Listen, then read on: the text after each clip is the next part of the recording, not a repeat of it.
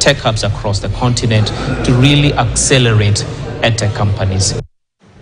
Tatu City has been appointed as the regional office and national contact point for the World Free Zones organization. Now, the appointment recognizes Tatu City Special Economic Zone's leadership in advancing SEZ development and economic transformation in East Africa. The appointment was formalized during the 9th African Economic Zones Organization annual meeting at the Kenyatta International Convention Center in Nairobi. That event brought together over 400 global experts, policymakers, and business leaders to shape the future of African SEZs. Listen in.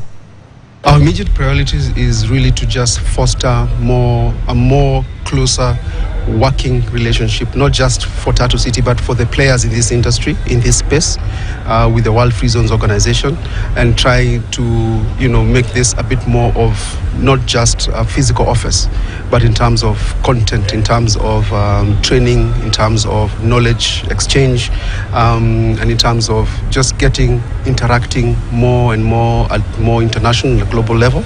I'm happy and proud to be here and finally to sign the two agreements.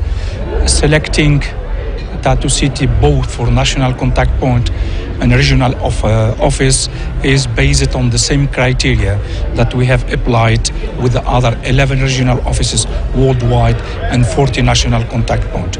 We need a partner that is strongly existing in the country, efficient track record, and believing in our organization vision and mission, which is empowering zones to be the most somehow active element of the local economy.